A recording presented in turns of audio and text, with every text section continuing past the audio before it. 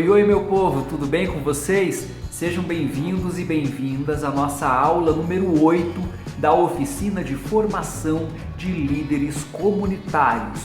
Vamos seguindo aqui, o nosso conteúdo, a nossa apostila. Então, se você estiver se sentindo muito perdido, vem me perguntar aí no grupo, que eu vou te passando aí as informações. Eu já vou falar daqui a pouco o ponto que a gente vai partir dentro da nossa apostila, mas antes eu gostaria de lembrar aí a indicação que eu fiz na aula número 7, na aula anterior. Eu compartilhei aí com vocês o link do Sebrae, que está oferecendo inúmeros cursos online aí de formação e inclusive fornecendo certificado. Então aproveitem que eu dei uma olhada ali, tem muito curso bacana e eles são gratuitos. Você pode se inscrever, participar e ainda vai receber aí um diploma, um certificado de conclusão desse curso. Você pode aí pesquisar por áreas, você pode ver ali qual o seu maior interesse e você vai agregando esses conhecimentos para ir aumentando o seu currículo. Afinal de contas, a gente enquanto líder, enquanto a gente está pensando aí nesse grupo de formação de um líder, a gente tem que ter esse princípio de querer sempre aprender algo novo. Então é um prato cheio essa indicação que eu estou dando para vocês. Aí entra no site do Sebrae e aí tenha foco, determinação para se inscrever e ir até o final desse curso, que eu tenho certeza que vai valer a pena para vocês, beleza? Então vamos seguindo o nosso conteúdo aqui, gente. Eu tô com a nossa apostila. Quem não tem, vai lá na aula 1, baixa que tá o link da apostila. Hoje a gente vai partir ali, do nosso capítulo número 2, Lembram que a aula passada, finalmente, a gente acabou aquela introdução, falando um pouquinho de PNL, da programação neurolinguística, e aí a gente vai hoje entrar nesse capítulo número 2, ali na página 15, que a gente vai passar na página 16, 17, e vamos acabar ali na página 18. Tá? Então a gente vai falar dessa questão de liderança e gestão. Então, digamos que a gente vem falando disso já em algumas aulas, como numa das aulas aí eu falei da diferença do chefe e do líder. Lembram, Eu fiz bastante comparação, aí eu comparei bastante essa questão das características mesmo operacionais do chefe e do líder. Hoje eu vou trazer essa visão de gestão e também fazendo esse paralelo com a nossa formação aqui, com o líder. Então vamos lá, gente. Vamos ver o que a nossa apostila traz pra gente. Vamos lá.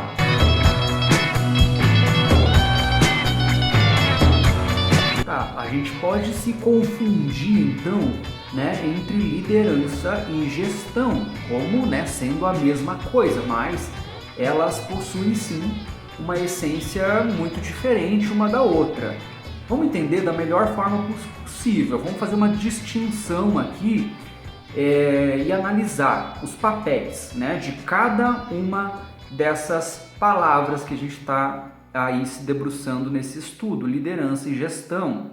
E como que elas podem se sobrepor? Vamos ver aqui quais são as características, por exemplo, do gerente. O gerente ele possui, por exemplo, a capacidade de executar uma visão.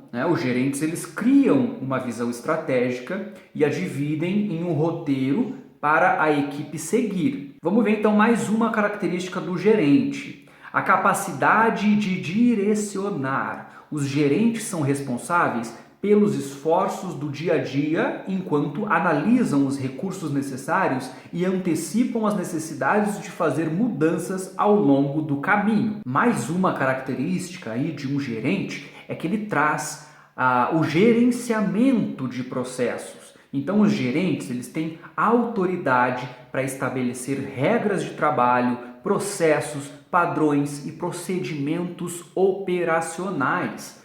Mais uma característica que a gente tem aí, pensando no gerente, que são pessoas focadas. Então, os gerentes, eles são conhecidos por cuidar e atender às necessidades das pessoas pelas quais são responsáveis. Então, o que eles vão fazer? Vão ouvi-las, envolvê-las em determinadas decisões importantes e atender às solicitações, claro, que forem razoáveis, né, de mudança para contribuir para o aumento da produtividade. Então, digamos que o gerente ele está 100% focado na produção, na produtividade. Então, ele não está preocupado com a pessoa, ele está preocupado com entregar uma boa produção. Vamos falar então um pouco das características de um líder. Vamos lá, está dizendo assim, que o líder ele possui, por exemplo, como característica a visão. Um líder sabe onde eles estão, onde eles querem ir e tendem a envolver a equipe e traçar um caminho e direção futuros. Mais uma característica do líder é a inspiração. Os líderes geralmente são inspiradores e ajudam a equipe a entender seus próprios papéis em um contexto maior. Mais uma característica do líder é habilidades de comunicação. Os líderes sempre mantêm sua equipe informada sobre o que está acontecendo, tanto no presente quanto no futuro, junto com quaisquer obstáculos que estejam em seu caminho. Mais uma característica ali, né, desse comparativo, que o líder ele tem como característica a capacidade de desafiar. Eu vou colocar aí na tela também inúmeras comparações que a gente tem aí entre o gerente e o líder, mas vamos continuar então falando dessa última característica do líder, né? Capacidade de desafiar. Os líderes são aqueles que desafiam o status quo. Eles têm seu próprio estilo de fazer as coisas e resolver problemas, e são geralmente os que pensam fora da caixa. Então, a gente tem essas características aí dos líderes, enquanto o gerente pensa no processo, na produção, na entrega, na quantidade, o líder vai pensar exatamente nas pessoas, na evolução, na inspiração, né, do grupo para que aquilo seja um ponto de partida para algo e não seja um ponto final em que eu acabei a minha produção e aquilo ali já terminou, eu não tenho mais para onde ir, né? E eu vou começar no dia seguinte um novo trabalho que eu vou fazer exatamente a mesma coisa. Então, o líder ele traz essa perspectiva de evolução. Então, ele vai sempre praticar essa motivação, essa inspiração em quem estiver ao seu lado, ou seja, dentro do seu próprio grupo. Vamos continuando ali então, fazendo então essa finalização desse comparativo. Vamos pensar então que o gerente ele administra, o líder ele inova, o gerente ele mantém, né, o que está feito, o líder ele desenvolve, o gerente ele se concentra em sistemas e estrutura, o líder se concentra nas pessoas. O gerente ele pergunta como e quando, o líder pergunta o que e por quê. O gerente tem sempre os olhos na linha de fundo, já o líder ele está sempre no horizonte, com o olho no horizonte. O gerente aceita o status quo e o líder desafia isso. Ok, feito esse comparativo, né, aqui eu vou me encaminhando para a gente concluir esse raciocínio, né? Então a gente vai falar um pouco da organização, né, dos processos de gestão. Então vamos ficar aí tentando entender esse processo de gestão, ou seja, vamos falar agora do gerente, tá? A gente está falando muito mesmo do líder. Sempre a gente vai cair nesse assunto, né? Nessa palavrinha que é o líder, a liderança, né? Formas de se liderar. Então agora a gente vai entender sim, porque a gente não pode também equivocadamente aqui querer dizer que gerente é melhor ou pior do que o líder, ou que o líder é melhor ou pior do que o gerente. Não, não entendam dessa maneira. Vamos entender que eu estou colocando aqui as diferenças. Então a gente está aí fazendo esse paralelo entre essas diferenças, né? Então o diferente não é errado. É esse o ponto que a gente tem que deixar bem destacado aqui para a gente não também ter aí o gerente como um vilão da história, como algo que não deve ser feito. Então entendam tudo que eu disse dos comparativos ali como qualidades. Tanto o gerente quanto o líder, eles têm qualidades, certo? Cada qual com o seu propósito, cada qual com o seu ambiente e no seu contexto, certo? Então agora vamos voltar ali para a nossa apostila, página 17, onde a gente tem esse relato ali da organização dos processos de gestão. Vamos seguindo ali. O conceito de gestão de processos organizacionais ainda gera algumas dúvidas em quem está envolvido no mundo do empreendedorismo. Esse termo nada mais é do que o gerenciamento de processos em uma empresa. Gerenciar aqui compreende o planejamento, o monitoramento, a avaliação e a revisão de todos os processos envolvidos na atividade da empresa. Assim, é possível entender a importância que tal gestão tem para o sucesso do negócio. O empreendedor, por sua vez, precisa investir certa energia para compreender e aplicar esse conceito, otimizar sua administração e colher os frutos que tal prática pode proporcionar. Então, eu acredito que o líder deve sim se inspirar por diversas perspectivas, inclusive a do próprio gerente. Então a gente tem que ter sim, né? Desde sempre eu falo isso, temos que ter enquanto líderes os olhos abertos, né? Temos que ser abertos às mudanças e às coisas que vão somar positivamente para a gente. Então, se isso é um conhecimento bacana para a gente ter enquanto líder, vamos deixar isso fazer parte da nossa formação, né?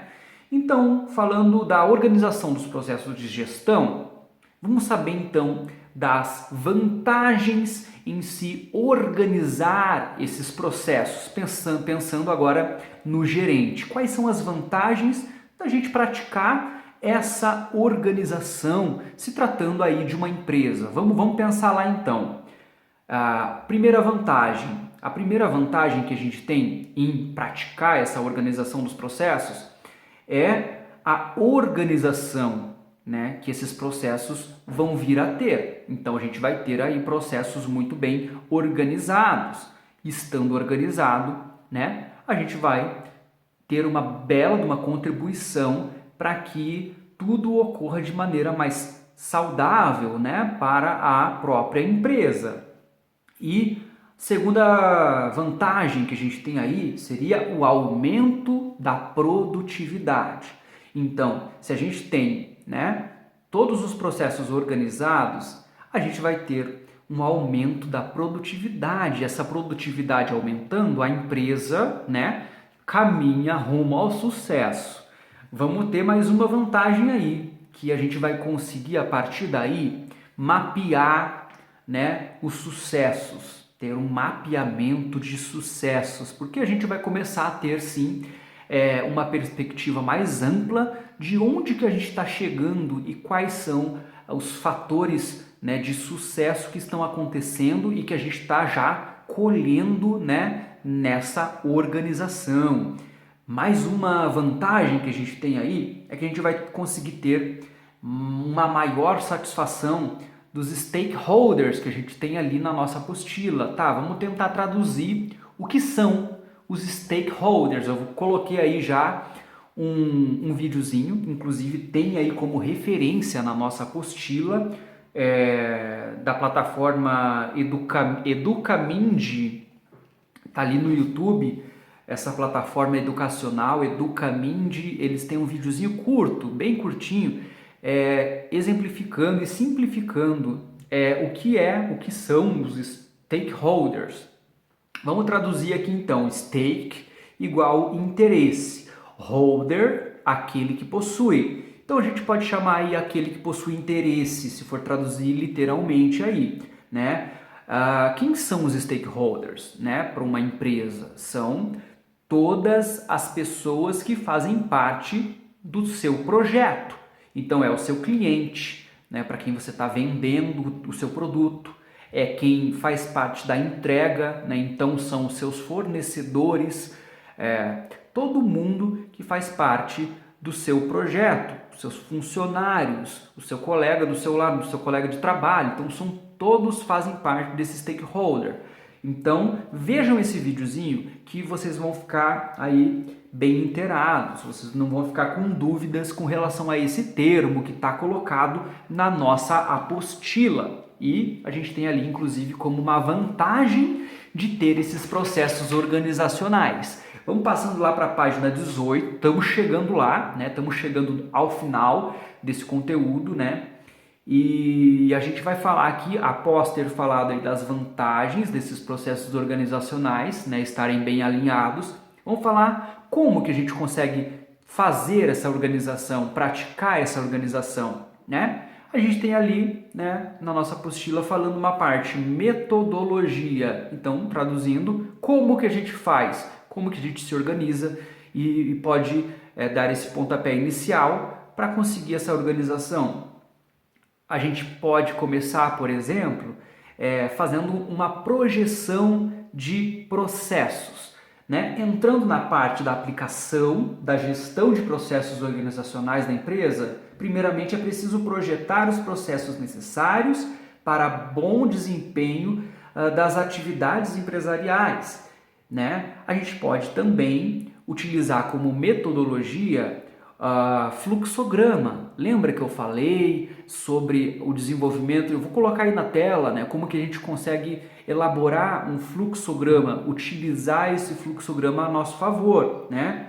É uma prática usada na metodologia, né? Nessa metodologia de alcançar essa organização desses processos de gestão. O fluxograma é uma ferramenta que possibilita a representação de um procedimento, problema ou sistema por meio de gráficos. Então a gente tem ali aqueles balãozinhos, digamos, vamos desenhando, vamos puxando uma linha para cá, uma linha para cá e vai relacionando um assunto ao outro. Isso proporciona que a gente consiga ter um campo de visão maior acerca daquilo que a gente está buscando, dos nossos objetivos, das justificativas e das apresentações que a gente vai ter aí dentro desse nosso projeto mesmo, né? Nós temos também outra metodologia ali, né, que é a avaliação de desempenho de processos. Então, a avaliação, né, de desempenho é importante realizá-la, né? Como aponta ali na nossa apostila, essa avaliação, ela objetiva analisar o andamento dos processos de acordo com o objetivo traçado inicialmente, né? Então, aí a gente tem uma metodologia muito bacana para ser aplicada, porque, percebam, analisar, observar, olhar ao redor, né? Como que era quando nós iniciamos, como ela está caminhando, como ela está sendo desenvolvida. Será que nós estamos no caminho certo ou será que a gente vai precisar corrigir aí as nossas rotas? Então é isso que quer dizer essa metodologia. E temos também colocado na nossa apostila uma última metodologia que é a análise dos resultados e determinação do próximo passo. A gestão de processos presume uma posterior análise de resultados para que sejam identificadas as melhorias efetivamente alcançadas e as oportunidades que ainda podem ser ajustadas. A partir dessa análise, As decisões a respeito do processo produtivo, como contratação de funcionários, aumento do volume produzido e até a expansão do negócio, são tomadas uma base sólida que irá sustentá-las no futuro, né? Então, esse último passo ali, né, uma metodologia que a gente tem de analisar os resultados que nós tivemos para aí pensar aonde é que a gente pode melhorar, né? Isso a gente encara aí ampliando, né, expandindo para a nossa própria vida, né? Mas pensando aí numa gestão de uma empresa, a gente precisa pensar nisso. Qual é o próximo passo? Para responder essa pergunta, a gente precisa olhar para trás e ver como que a gente executou o nosso último trabalho, como que a gente conseguiu produzir. A gente teve alguma pedra no caminho que a gente pode, de repente, nessa próxima leva de produção, passar por cima com maior facilidade? Então a gente precisa resolver esse problema, estudar uma alternativa para o momento que chegar aquele problema, né? A gente já estar com essa antecipação programada e assim superar e produzir cada vez melhor. Isso vai interferir, né, numa maior produção, a empresa vai crescer, os funcionários vão ficar felizes, que vão ganhar melhor, enfim.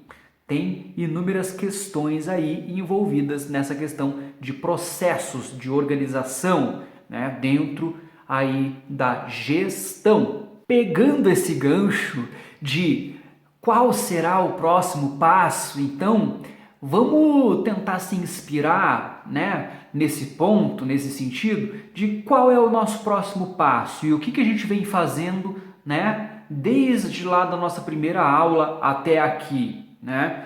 Então, eu vou disponibilizar aí um link que a gente vai desenvolvendo um projeto, certo? A gente tendo esse projeto escrito, né? E repito, a colaboração de cada um é muito importante. Então, uma ideia que você tem, não deixa ela guardada, contribua, coloca no grupo, tá? Eu vou compartilhar um link para a gente ir desenvolvendo alguma pesquisa, né? A gente ir desenvolvendo esses estudos. Então, direto ali no site, né? Vocês já estão acostumados, no site que eu criei ali, a clicar naquele linkzinho da aula, vocês vão ter aí nessa aula uma pesquisazinha que você vai, na verdade, respondendo essa pesquisa, você vai preencher os campos, né, de um projeto mesmo. Então você vai falar um pouquinho sobre os rumos que você quer dar para esse projeto, qual seria o projeto ideal, né,